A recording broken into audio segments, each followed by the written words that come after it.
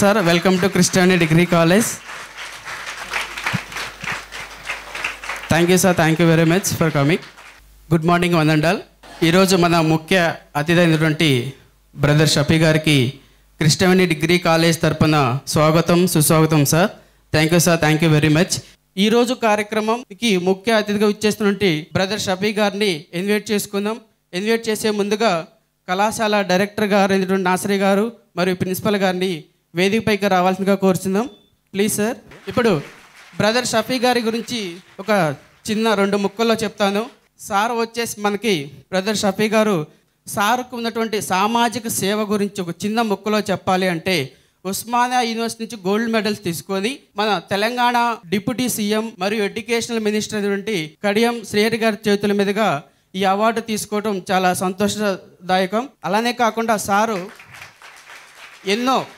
ఎన్నో ఇతర దేశాల్లో ఇంటర్నేషనల్ లెవెల్గా మోటివేషన్ క్లాసెస్ కానీ స్పీచ్ ఇవ్వటం కానీ చాలా కంట్రీస్లో సారు సెమినార్స్ ఇవ్వడం జరుగుతుంది. అలాగే మన యూట్యూబ్లో కానీ ఫేస్బుక్లో కానీ చాలా చూస్తుంటాం. ఫేస్బుక్లో అయితే సార్కు ఉన్నటువంటి ఫాలోవర్స్ అయితే 2,75,000+ మెంబర్స్ ఉన్నారు. అందులో నేను ఒకడిని అని చెప్పుకోవడానికి సగర్వంగా తెలియజేస్తున్నాను ఈ వేదిక పైన. అట్లాగే సార్ గురించి చెప్పాలని చాలా ఉంటుంది. మాస్టర్ మోటివేటర్ మరియు life skill trainer and inspirational unlimited. అంటే ఈ మా సామాజిక సేవ చేయడానికి యూత్ కావచ్చు, ఉన్నటువంటి సమాజంలో ఉన్నటువంటి ప్రాబ్లమ్స్ ఏ విధంగా రిమూవ్ చేయాలి, వాళ్ళకి అవగాహన కల్పించాలి, వాటి అంశాల మీద చాలా మోటివేషన్ క్లాసెస్ ఇవ్వడం జరుగుతుంది. రీసెంట్గా చూస్తే చైనా వార్ అని చెప్పి చూస్తున్నాం. సార్ చైనా వార్ మీద ఇచ్చినటువంటి ఒక మోటివేషన్ చాలా హైలైట్ అనమాట. ఎందుకు చైనా ఇలాంటి డెసిషన్ తీసుకుంటుంది, వేరియేషన్ ఏంటి దాని మీద నేను చాలా ఇన్స్పైర్ అయ్యాను. అంటే సమాజంలో ఉన్నటువంటి ఏదైనా ఒక ప్రాబ్లాన్ని ఏ విధంగా మానసికంగా రిమూవ్ చేయొచ్చు అనే దానికి సార్ నుంచి చేస్తున్న ఈ కృషికి thank you sir, thank you very much. మా అందరి తరఫున చాలా కృతజ్ఞత తెలియజేస్తున్నాం. మరియు సార్ వాళ్ళ ఫ్యామిలీ ఎంటైర్ ఫ్యామిలీ కూడా వైద్య వృత్తి నుంచే ఉన్నారు. వాళ్ళ బ్రదర్స్ కావచ్చు, ఎవరైనా సరే వైద్య వృత్తిలోనే ఉన్నారు. సార్ కూడా కార్డియాలజీ టెక్నీషియన్స్ అనమాట. సార్ కూడా డాక్టర్ వృత్తిలో ఉండి కూడా తన యొక్క ఫ్యాషన్ ఈ విధంగా సెమినార్స్ ఇవ్వటం కానీ ఎన్నో వేల మందికి సార్ యొక్క మాటల ద్వారా స్ఫూర్తినిచ్చి వాళ్ళ భవిష్యత్తు బంగారు బాటలు వేసుకోవడానికి సారు ఈరోజు కారణమైంది. అటువంటి వ్యక్తి మా ఆహ్వానాన్ని మన్నించి వచ్చినందుకు సగర్వంగా సార్ని వేదికపైకి రావాల్సిందిగా కరతాళతోటి ఆహ్వానిస్తుంది. Please sir, welcome to Christianity degree college. Thank you sir, thank you for coming. No I'm very happy. Sir video చూసినప్పుడల్లా చాలా ఉత్సాహంగా ఇన్వాల్వ్ అయి ఉంటూ ఉంటాను. ఈరోజు సార్ పక్కన నిలబడినందుకు thank you sir, thank you very much. ఇప్పుడు మా కళాశాల డైరెక్టర్ గారు మాట్లాడతారు. మన కృష్ణవేణి ఫ్యామిలీ విద్యార్థులందరికీ శుభాకాంక్షలు. బ్రదర్ షఫీ గారికి మన కుటుంబం తరఫున ఒక బ్రదర్గా పెద్ద ఆయనగా ఆహ్వానం పలుకుతూ ఉన్నాము. మన పిల్లలకి ఇన్స్పిరేషన్, ఎందుకంటే భారతదేశం యొక్క ఆస్తే యూత్ కాబట్టి ఆ యూత్కి ఇన్స్పిరేషన్, దేశభక్తి, సమాజ సేవ వీటన్నిటి మీద మీకు అవగాహన కల్పించడానికి వచ్చినటువంటి షఫీ గారికి మరొకసారి ధన్యవాదాలు తెలియజేసుకుంటున్నాను. అందరూ ఆసక్తిగా విని వాటిని ఫాలో అవుతూ వారి ఆశయాలకు మీ ఆశయాన్ని కూడా జోడించి భారతదేశ పురోగతిలో మీరు కూడా భాగస్వాములు అవుతారని ఆశిస్తూ సెలవు తీసుకున్నాను. Thank you. ఇప్పుడు మన ప్రిన్సిపాల్ సార్ మాట్లాడాల్సిందిగా కోరుచున్నాం. ఈరోజు ఈ కార్యక్రమానికి ఇచ్చేసిన షఫీ గారికి కృతజ్ఞతలు తెలియజేస్తున్నాను. ఎందుకంటే భారతదేశంలో మోటివేటర్స్ని చూసినట్లయితే ఇప్పటి వరకు నేను చూసిన మోటివేటర్స్ మన కాలేజీ చాలా మంది వచ్చారు. 2-3 దగ్గర నుంచి పట్టాభిరామం దగ్గర నుంచి అందరూ వచ్చేసారు. అందరూ కూడా కమర్షియల్ కాన్సెప్ట్ తోటి ఈ మోటివేషన్ క్లాసెస్ నిర్వహిస్తారు. కానీ ఈ దేశంలో ఎటువంటి ఆశించకుండా, అంటే ఆర్థికంగా ఎటువంటి తీసుకోకుండా ఇటువంటి కార్యక్రమాన్ని ఈ భారీ వ్యక్తిలో సెట్ చేసి వచ్చారంటే ఫస్ట్ నేను ఆశ్చర్యపోయాను. ఈ కార్యక్రమానికి ఇంత భారీ ఎత్తున ఈ కెమెరాలు, నెక్స్ట్ అదేవిధంగా ఈ సెటప్ ఇవన్నీ కూడా చూస్తే అంటే అన్నీ కూడా షఫీ గారి ద్వారా జరుగుతున్నాయి. ఈ విధంగా ఇటువంటి మోటివేటర్ని నేను ఫస్ట్ చూస్తున్నాను. ఖచ్చితంగా ఆయనకి కృతజ్ఞతలు తెలియజేస్తున్నాను. మా కాలేజీకి వచ్చినందుకు ఈరోజు కృతజ్ఞతలు తెలియజేస్తున్నాను. ఇంకోటి, ఈ నడుమధ్యన ఒక చిన్న సంఘటన జరిగింది మాస్టర్ గారికి నాకు, అది మీకు వివరిస్తానమాట. ఫస్ట్ బ్యాచ్ స్టూడెంట్ ఒక అబ్బాయి సీను నాయక్ అని అనమాట, బ్యాంక్ జాబు ఫస్ట్లో వచ్చిందని చెప్పారు. మేము అతనికి కంగ్రాచులేషన్ చెప్పడం జరిగింది. మేము దాదాపు ఒక 15 కోర్స్ తోటి ఒక ప్రాజెక్టు మొన్న నడుమధ్యన శంకుస్థాపన చేశాం. ఆ పని మీద Guntur Andhra bank regional bank వెళ్ళినప్పుడు ఆ బ్యాంకులో మేము వెళ్ళిన వెంటనే ఆ అబ్బాయి మమ్మల్ని చూసి మా కాళ్ళ మీద పడిపోయాడు. అంటే చూడండి మేము ఎంత ఆశ్చర్యపోయాము. ఎందుకంటే ఆ అబ్బాయి ఎప్పుడు దాదాపు 2005లో ఆ అబ్బాయిని మనం చూసాము. తర్వాత మంచి జాబ్ తెచ్చుకొని రీజనల్ ఆఫీస్లో మంచి ఆఫీసర్గా అక్కడికి వెళ్ళారు. దానికి కారణం తర్వాత అతను చెప్పాడు, మన కాలేజీలో జరిగే ప్రోగ్రామ్స్, మన కాలేజీలో ఇటువంటి మోటివేషన్ క్లాసెస్సే నా అభివృద్ధికి కారణమని చెప్పడం జరిగింది. అదే మీకు ఇన్స్పిరేషన్గా చూసుకోవాలని ఆశిస్తూ ఇది ఎక్కువ సమయం తీసుకోదలుచుకోలేదు. మీ క్లాస్ షఫీ గారి ద్వారా మీకు ఈ మోటివేషన్ క్లాస్ మీరు విని దాన్ని మోటివేట్ అయ్యి మీరు అందరికి కూడా ఇటువంటి వాటిని మీరు ఎక్స్ప్లెయిన్ చేయాల్సిన అవసరం ఉంటుంది. Thank you sir, thank you very much. మేమేగా సార్ ఎఫ్బీలో 2 lakhs పైగా మా స్టూడెంట్స్ కావచ్చు, మీ ఫాలోవర్స్ అందరూ కూడా మీ స్పీచ్ కోసం వెయిట్ చేస్తున్నాం. Thank you sir, thank you very much. Hi everybody, hello, అస్సలాము అలైకుం. దీని అర్థం సృష్టికర్త అయిన అల్లాహ్ యొక్క శాంతి మరియు శుభాలు మీ అందరి జీవితాల్లో వర్షించుకక్కలని మనస్ఫూర్తిగా నేను కోరుతున్నాను. అయితే సమాజంలో ఉన్న ఆలోచన, నేను బాగుండాలి, నేను మాత్రమే బాగుండాలి, ఎవరు ఏమైపోయినా కానీ నేను బాగుండాలి అనే ఆలోచన నుంచి అందరూ బాగుండాలి, అందులో నేనుండాలనే ఆలోచన వైపుకి మీ అందరినీ ఆహ్వానిస్తూ మీ బ్రదర్ షఫీ. నేటి మన అంశం వేకప్, మేలుకు. ఏంటండి వేకప్? వేకప్ మన ఈరోజు టాపిక్ అని ఎంతమందికి తెలుసు ముందు నుంచే? ఓకే, అయితే ఈరోజు మనం మాట్లాడుతున్నది వేకప్, మేలుకు అని. అదేంటండి, తెల్లవారి దాదాపుగా 6-7 గంటలు అయిపోయింది కదా, మేము ఎప్పుడో మేలుకున్నాం కదా, ఇప్పుడు వచ్చి కాలేజీలో కూర్చున్న ఈ సిచ్యువేషన్లో వేకప్ అంటారేంటి, మీరు మేలుకో అంటారేంటి? అంటే నేను మాట్లాడుతుంది నిద్రలో నుంచి మేలుకోవడం గురించి కాదు, జీవితంలో మేలుకోవడం గురించి. జీవితంలో మేలుకోవాలి. ఏ వ్యక్తి అయితే తన జీవితంలో మేల్కొంటాడో ఆ వ్యక్తి గొప్ప గొప్ప విజయాలు సాధిస్తాడు, చరిత్రలు సృష్టిస్తాడు. ఏ వ్యక్తి అయితే తన జీవితంలో మేలుకోడో, ఏ వ్యక్తి అయితే తన జీవితంలో మేలుకోడో ఆ వ్యక్తి చరిత్రను చదువుతూ, చరిత్రను వింటూ జీవితం వెల్లదీస్తూ ఉంటాడు. అయితే నేను మిమ్మల్ని ప్రశ్నించాలనుకున్నాను, నేడు సమాజంలో ఉన్నటువంటి దాదాపుగా 99% కన్నా ఎక్కువ మంది ప్రజలు చరిత్రను చదువుతూ జీవితాన్ని గడిపేవారే 1% కన్నా తక్కువ మంది ఉన్నారు, వారు మేలుకొని ఉన్నారు, వారి జీవితంలో వారు చరిత్రను సృష్టిస్తూ ముందుకెళ్తున్నారు. అయితే మనలో ఎంతమంది ఉన్నాము చరిత్రను చదువుకుంటూ ముందుకెళ్ళే వాళ్ళం ఎంతమంది? మరి మీరు ఎవరు? చరిత్రను చదువుతూ ఉండాలనుకుంటున్నారా, లేక చరిత్రను సృష్టించాలనుకుంటున్నారా? గొప్ప గొప్ప విజయాలు సాధించుకుంటూ చరిత్రను సృష్టించాలనే వాళ్ళు ఎంతమంది చేయతండి. అయితే ఈరోజు వేకప్ అనేటువంటి ఈ అంశంలో తప్పకుండా నేను మీకు మాట ఇస్తున్నాను, ఇక్కడ ఉన్నటువంటి ప్రతి ఒక్క వ్యక్తి వారి జీవితంలో మేలుకుంటారు. ఇది నా మాట మీ అందరి కోసం. ఏ వ్యక్తి అయితే మేలుకుంటాడో ఆ వ్యక్తి గొప్ప విజయాలు సాధిస్తాడు, చరిత్రలో సృష్టిస్తాడు. అయితే ఒక కండిషన్, ఎక్కడైనా పెద్ద ఆఫర్ వచ్చిందనుకోండి, ఆఫర్ అని కింద చిన్న స్టార్ మార్క్ పెట్టి కండిషన్స్ అప్లై అని ఉంటుందా అన్నదా? అయితే నేనేదైతే మీకు మాట ఇస్తున్నానో ఒక కండిషన్తో మీరు నాకు మాట ఇవ్వాలి. ఏంటి ఆ మాట తెలుసా? ఒక పెద్ద జబ్బు ఉంది, ఆ జబ్బును వదిలేయాలి మనం. ఆ ఒక్క మాట. ఏమిటది? ఒక పెద్ద సిండ్రోమ్ ఉందండి, ఒక పెద్ద జబ్బు. సిండ్రోమ్ అంటే జబ్బు. ఒక పెద్ద జబ్బు ఉంది, ఐకేఈ అనేటి ఒక జబ్బు. ఆ జబ్బును కనుక మీరు వదిలేస్తే నేను మీకు మాట ఇస్తున్నాను, మీరు మీ జీవితంలో మేల్కొంటారు, గొప్ప విజయాలు సాధిస్తారు. ఏమిటది? ఐకేఈ అంటే ఏంటి ఆ సిండ్రోమ్? పెద్ద జబ్బు, మానవుడిని విజయం వైపుకి వెళ్ళనివ్వకుండా ఆపే జబ్బు, మానవుని ఎక్కడేసిన గొంగళి ఎక్కడే ఉండే విధంగా చేసేటువంటి జబ్బు. ఏమిటది అంటే ఐ నో ఎవ్రీథింగ్, నాకు అన్నీ తెలుసు, నీకంటే నాకు బాగా తెలుసు, నీకన్నా ఎక్కువే తెలుసు. ఏం చెప్పావునా, నాకు అన్నీ తెలుసు అన్న భావన ఏదైతే ఉందో మానవుని ఏ ఇంచు కూడా కదలనివ్వకుండా విజయం వైపుకి వెళ్లకుండా ఆపుతుంది ఈ ఫీలింగ్. ఏ వ్యక్తి అయితే ఈ ఆలోచన మానేస్తాడో, ఐ నో ఎవ్రీథింగ్ అన్న భావన వదిలేస్తాడో ఆ వ్యక్తి కోసం ఈరోజు నేను మీకు మాటిస్తున్నాను, మీరు మీ జీవితంలో మేల్కొంటారు. డన్? మాటిస్తున్నారా? ఏమిటది? నాకేమీ తెలీదనా? కాదు, నాకు అన్నీ తెలుసు, ఐ నో ఎవ్రీథింగ్ అన్న ఆలోచన నేను తీసేస్తాను. అవునా లేదా? ఐ నో ఎవ్రీథింగ్ అనే ఆలోచన ఉన్నవారు ఎలాంటి వాడు తెలుసా? ఎలాంటి వారు? బావిలో కప్ప లాంటి వారు. చూడండి, ఆ కప్ప ఎక్కడ పుడుతుంది? ఆ బావిలోనే పుట్టింది, అక్కడే పెరిగింది. అది తిరుగుతుంది. ఎక్కడ తిరుగుతుందో తెలుసా? ఆ బావి మొత్తం తిరుగుతుంది. మొత్తం తిరిగి చుట్టూ వచ్చేసి అంటుంది, నేను మొత్తం ప్రపంచాన్ని తిరిగి వచ్చేసేసాను, నాకు ప్రపంచం మొత్తం తెలుసు, ఐ నో ఎవ్రీథింగ్ అంటుంది. అర్థమవుతుందా? అవును, అది ఉన్న ప్రపంచం మొత్తం దానికి తెలిసేమో. అదే ప్రపంచమా? అదే ప్రపంచం అనుకోండి, ఇంతకు మించిన ప్రపంచమే లేదు. ఎక్కడుంది అది? ఒక చిన్న బావిలో ఉంది. దానికి తెలియదు దాని బయట పెద్ద పెద్ద చెరువులు ఉన్నాయని, దానికి తెలియదు దానికి బయట పెద్ద పెద్ద నదులు ఉన్నాయని, పెద్ద పెద్ద సముద్రాలు ఉన్నాయన్న విషయం దానికి తెలియదు. అవునా లేదా? అయితే మనం బావిలో కప్పల్లాగా ఐ నో ఎవ్రీథింగ్ అనే కాన్సెప్ట్ని తీసేసి నేర్చుకునే ఆలోచన, తెలుసుకునే ఆలోచన, నాకు తెలియని చాలా పెద్ద ప్రపంచం ఉంది, అది నేను తెలుసుకోవాలన్న ఆలోచన ఉంటే తప్పకుండా మన జీవితంలో మనం మేల్కొంటాం. ఓకేనా?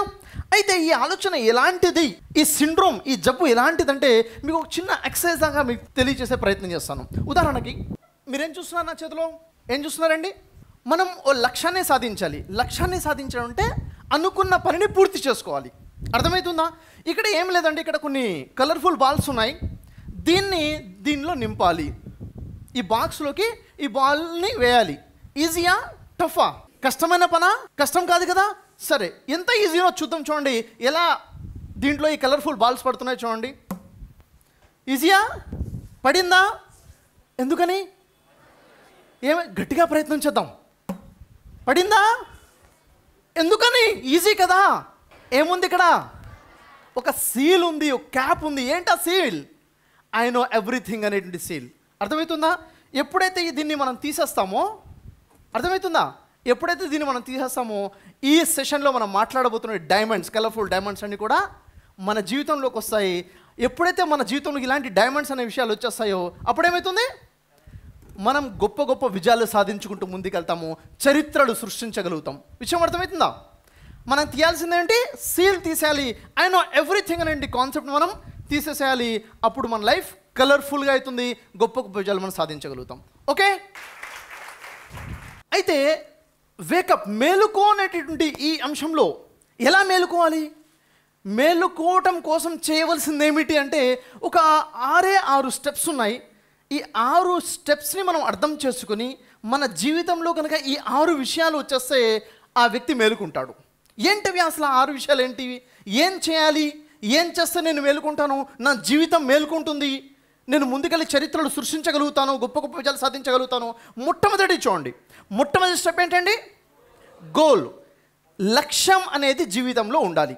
చూడండి, ఏ వ్యక్తి జీవితంలో అయితే ఒక స్పష్టమైన లక్ష్యం అనేది ఉంటుందో ఆ వ్యక్తి మేలుకొని ఉంటాడా, నిద్రపోయి ఉంటాడా? ఉదాహరణ చూడండి, ఒక లక్ష్యం, ఒక పని ఉంది, నిద్రపోతున్నాడు అతను. నిద్రపోతుంటే అలారం మోగింది, ఏం చేస్తాడు? ఒక పని ఉంది, ఆ పని కోసం అలారం మోగింది, ఏం చేస్తాడు అతను? వెంటనే లేచి ఆ పని కోసం ముందుకు వెళ్ళిపోతాడు. ఒకవేళ అతనికి ఒక లక్ష్యం ఉంది జీవితంలో, అలారం మోగాల్సిన అవసరమే ఉండదు, లక్ష్యమే తనని లేపేస్తుంది. ఒక వ్యక్తి ఉన్నాడు, నిద్రపోతున్నాడు, పని ఏమీ లేదు, లక్ష్యం ఏమీ లేదు, అలారం మోగింది, ఏం చేస్తాడు? ఆపేస్తాడు. 2 సార్లు మోగింది, ఏం చేస్తాడు? 100 సార్లు మోగింది, ఏం చేస్తాడు? అలారం 100 సార్లు మోగిన లక్ష్యం లేనివాడు ఆపేసి నిద్రపోతాడు, మేల్కోడు.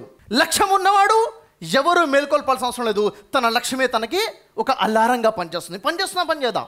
Your goal is your alarm.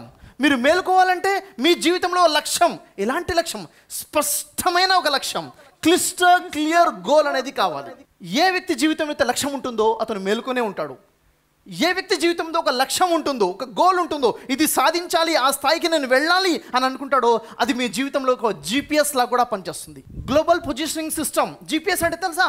Google map. మనం సెర్చ్ చేస్తాం ఎక్కడికైనా వెళ్ళాలంటే, మీరు అంటారు ఎక్కడున్నారో ఫలానా ప్రదేశంలో, మ్యాప్ పంపించు, కొంచెం లొకేషన్ షేర్ చేయ. వాట్సాప్లో లొకేషన్ షేర్ చేసేసాడు, మీరు గూగుల్ మ్యాప్లో ఆన్ చేసుకున్నారు, బయలుదేరారు. ఏముంది అక్కడ? లక్ష్యం ఉంది, ఎక్కడికి వెళ్ళాలి? మీ ఫ్రెండ్ దగ్గరికి వెళ్ళాలి. అక్కడేముంది? లక్ష్యం పెట్టేశారు, డెస్టినేషన్ ఉంది, మీరు బయలుదేరారు. గో స్ట్రైట్, టేక్ రైట్ అంటుంది, మీరు స్ట్రైట్ వెళ్ళేసి లెఫ్ట్ తీసుకున్నారు. ఏమవుతుంది అప్పుడు? రాంగ్ అనదు. మీరు లెఫ్ట్ తీసుకుంటే అది రీడైరెక్ట్ చేస్తుంది, మళ్ళీ ఎలా యూటర్న్ తీసుకోవాలో చెప్తుంది, మళ్ళీ ఎక్కడ టర్న్ తీసుకోవాలో చెప్తుంది. ఎందుకో తెలుసా?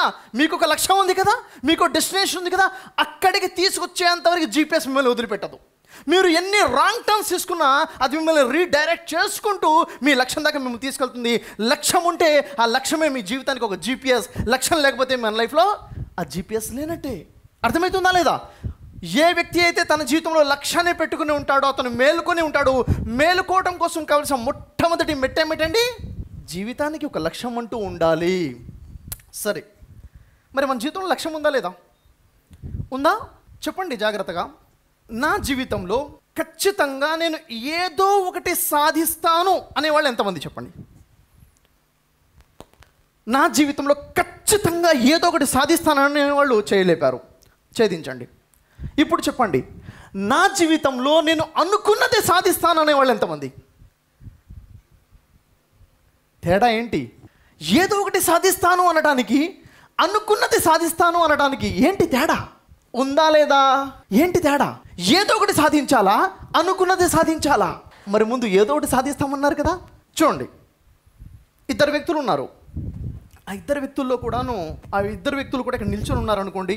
వాళ్ళ చేతిలో బాల్ ఉంది, ఎదురుగా గోడ ఉంది. ఒక వ్యక్తి ఏం చేశాడంటే అక్కడికి వెళ్ళాడు, ముందు ఒక టార్గెట్ సెట్ చేసేసాడు, ఒక సర్కిల్ గీశాడు, దూరంగా వచ్చాడు, నిల్చున్నాడు, ఇసిరి కొట్టాడు, గురి గుర్తూసి ఆ బాల్ వెళ్ళి కరెక్ట్గా సెంటర్లో తగిలింది.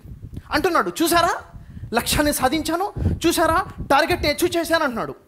ఇంకో వ్యక్తి ఏం చేశాడంటే ఇక్కడే నిల్చున్నాడు, బాల్ తీసుకుని ఇసిరి కొట్టాడు, పోయి ఎక్కడో ఒక దగ్గర తగిలింది గోడ మీద, పరిగెత్తుకుంటూ వెళ్ళి ఎక్కడ తగిలిందో దాని చుట్టూ సర్కిల్ గీసి అంటున్నాడు, చూసారా లక్ష్యాన్ని సాధించాను అంటున్నాడు. ఏదో ఒకటి కొట్టేశాడు, ఎక్కడో దగ్గర కొట్టేశాడు, అక్కడికి వెళ్ళిన తర్వాత అన్నాడు ఇదే విజయం అంటున్నాడు. అది విజయమా?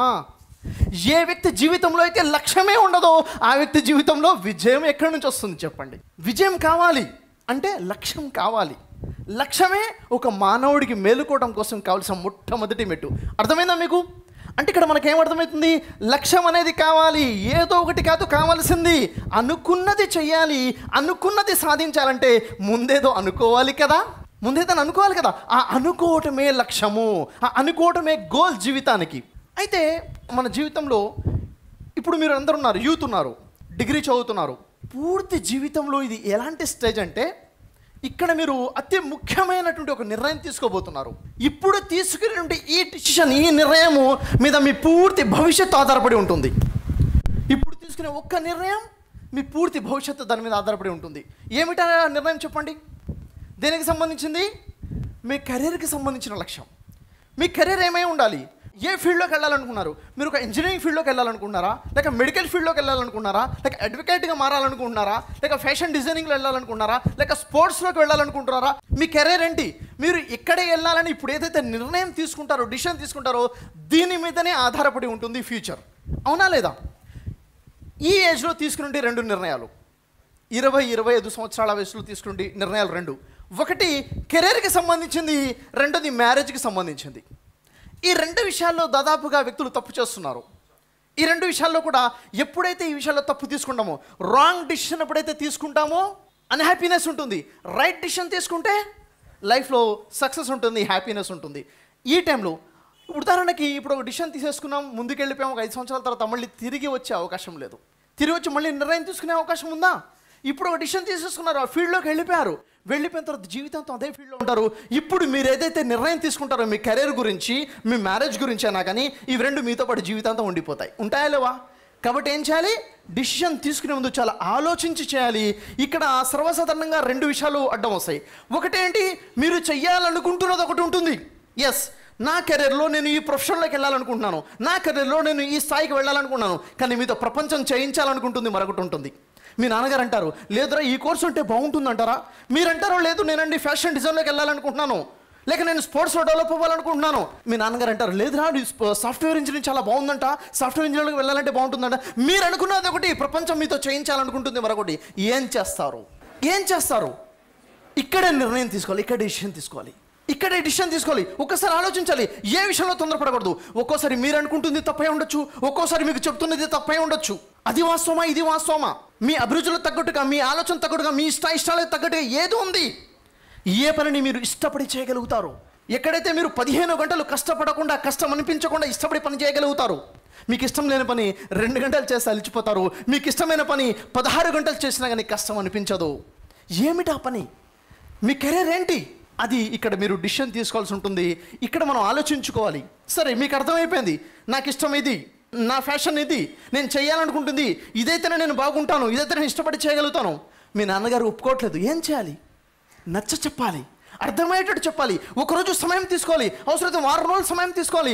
ఇక్కడ మీరు కన్విన్స్ చేయకుండా ఏం మాట్లాడతాంలే, ఏం చేద్దాంలే, చెప్తున్నారు కదా వినేద్దామంటే జీవితాంతం మీరు బాధపడాల్సి ఉంటుంది. అవునా లేదా? కాబట్టి ఇక్కడ కరెక్ట్ డిసిషన్ అప్పుడు మీరు ఆలోచించండి, నలుగురితో సలహాలు తీసుకోండి, పెద్దవాళ్ళతో మాట్లాడండి, మీ సర్స్తో మాట్లాడండి. కరెక్ట్ డిసిషన్ ఏంటి అన్నీ మాట్లాడిన తర్వాత అసలు మీ మనసే ఉంటుంది, మీ మనసే ఉంటుంది. మీరు ఏది చేస్తే బాగుంటుంది మీ ఫ్యూచర్లో, లేదు ఇది చేస్తేనే బాగుంటుంది, అతని కోసం అది చేస్తే బాగుంటుంది, నువ్వుకే ఏది చేస్తే బాగుంటుంది. అర్థమవుతుందా లేదా? ఇది చాలా లైఫ్లో ఇంపార్టెంట్ విషయము. మనం ఉదాహరణకి కొన్ని ఆఫీసులకు వెళ్ళేసి 35-40 సంవత్సరాల వయసులో ఉన్నట్టు కొంతమందిని ఇంటర్వ్యూ చేసామనుకోండి. సార్ ఎలా ఉన్నారు? బాగున్నానండి. జాబ్ సాటిస్ఫాక్షన్ ఎలా ఉంది? జాబ్ సాటిస్ఫాక్షన్ అడుగుతున్నారా? ఏం చెప్పమంటారు సార్, ప్రతి నెల శాలరీ కావాలి కదా, ఏదో వస్తున్నాం కదా, చేయాలి, ఇది మానేసి ఇంకేం చేస్తాం, ఇంకేం దారి లేదు కదా, చేస్తున్నాం. ఆ చేసేది ఎట్లా చేస్తున్నట్టుగా చేస్తున్నారు వాళ్ళు. దాదాపుగా 90% మంది జాబ్ సాటిస్ఫాక్షన్ లేకుండా కేవలం డబ్బు కోసమే పని చేస్తున్నారు. జాబ్ మానేసే వరకు జాబ్ దొరుకుతుందో లేదో అన్న భయం, ఈ జాబ్ మానేసి ఇంటి ఎలా గడపాలో తెలియనటువంటి భయం. ఎందుకు అని మనం వాళ్ళు ఆరాధిస్తే, ఇంటర్వ్యూ చేస్తే మనకు తెలుస్తుంది, లేదు వాళ్ళ ఈ ఏజ్లో యూత్లో ఉన్నప్పుడు వాళ్ళు సరైన డిసిషన్ తీసుకోలేకపోయారు. వారు చేయాలనుకుందోటి ప్రపంచం వాళ్ళతో చేయించింది మరొకటి అయిపోయి ఉంటుంది.